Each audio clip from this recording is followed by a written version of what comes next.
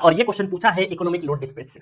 और economic load dispatch जो है ना वो बीच में विलुप्त हो गया था। 2016 तक वो सिलेबस में था, 16 के बाद से 17, 18, 19, 20 तक सिलेबस से गायब था। और 21 में जो सिलेबस अपडेट हुआ था उससे लगा के जैसे ही इसका वापस से इंट्रोडक्शन हुआ पावर सिस्टम के अंदर, और 21, 22, 23, 24 हर साल यहाँ से एक क्वेश्चन जरूर आता है। और ये गिफ्टेड होता है एक तरह का, क्योंकि यहाँ ये जो टॉपिक है ना ये पावर सिस्टम से बिल्कुल थोड़ा सा बोल सकते हैं तो पावर सिस्टम की बातें हो रही है, बट जब इसमें जो मैथमेटिक्स इन्वॉल्व है ना वो बहुत ही बेसिक सा स्ट्रेट लाइन का मैथमेटिक्स इन्वॉल्व है। बहुत ही मजेदार तरीके से इसको फन के तरीके से टॉपिक पढ़ते हैं हम लोग। और यहाँ से जो क्वेश्चन आता है वो कितना भी कोशिश कर लो बहुत टफर साइड नहीं जाता है, कैलकुलेशन ईजी होती है, बस थोड़ा सा दिमाग तेज चलाना पड़ता है इस वाले टॉपिक में। और मेरे ख्याल से जितने भी स्टूडेंट उन्होंने अपना दिमाग बहुत अच्छे से तेज चलाया होगा और ये क्वेश्चन मैक्सिमम स्टूडेंट ने सही किया है। चलिए क्वेश्चन को देखते हैं। बहुत बढ़िया क्वेश्चन दे रखा है, ग्राफ दे रखा है, ग्राफ बहुत बड़ा सा अच्छे से नीट एंड क्लीन तरीके से आईटी ने दिया था, ये सराहना करनी पड़ेगी इस चीज के लिए। The incremental cost curve of two generator A and generator B in a plant supplying a common load are shown in the figure.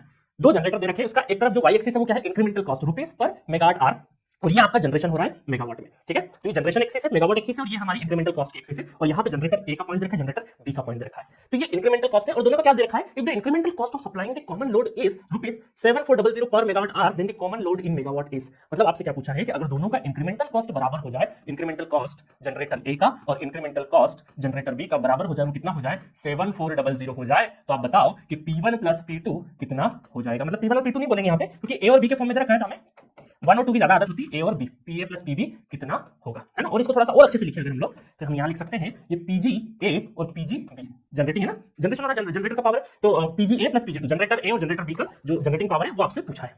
चलो तो वन बाय वन यहाँ पे स्ट्रेट लाइन रखी, हमने कई सारे क्वेश्चन करे, ग्राफ वाले भी स्ट्रेट लाइन दे तो क्या करना है हमें इंक्रीमेंटल कॉस्ट का हमें इक्वेशन लिख लेना है। तो चलो देखो जनरेटर ए को ध्यान से देखो, ये जनरेटर ए की एक्सिस है सॉलिड लाइन से और ये डॉटेड लाइन से जनरेटर बी है। तो ये देखोगे तो यहाँ पर इसके कोऑर्डिनेट्स देखो, इसके कोऑर्डिनेट्स क्या है, इसके जब कोऑर्डिनेट्स देखेंगे तो यहाँ पर मैं इस साइड में लिखूं इसके कोऑर्डिनेट्स, तो ये है 0,8000 कितना है 0,8000 है।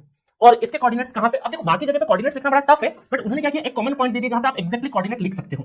बाकी जगह पे कोऑर्डिनेट्स लिखना थोड़ा सा डिफिकल्ट है, हमें दिखाई नहीं दे रहे हैं क्योंकि इनके बीच के नंबर हमें नहीं पता, बट यहां पर आप देखोगे तो यहां पर एक कोऑर्डिनेट से एक्स एक्सिस पे क्या है हमारा 100, कॉमा यहां पे है 10,000, यहां पे कितना है 10,000 है, ठीक है, यहां पे कितना 10,000 है। चलो तो अब हमें क्या करना है, दो किसी स्ट्रेट लाइन पे भूल जाइए पावर सिस्टम, एक स्ट्रेट लाइन दे रखी है, उसके दो कोऑर्डिनेट्स दे रखे हैं। अब आपको स्लोप निकालना आता है, स्लोप निकालना आता है तो उसके बाद आप इक्वेशन भी बना लोगे। थोड़ी देर के लिए अगर इसका स्लोप देखें तो स्लोप क्या आ जाएगा आपका, यहाँ पे slope m equal to y2 minus y1 है ना, x1 y, चलो मैं आपको और बेसिक से बता देता हूँ, ठीक है, x1 y1 और x2 y2, चलो आपके लिए ये भी हाजिर है।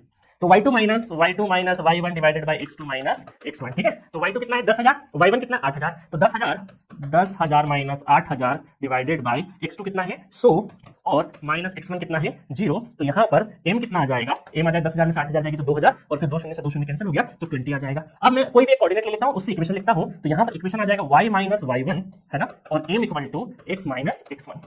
अब देखिएगा y माइनस y1 कितना है 8,000, स्लोप कितना है 20, x माइनस x1 कितना है 0 है, ठीक है। तो ये हमारा y इक्वल टू कितना हो जाएगा 20x प्लस 8,000।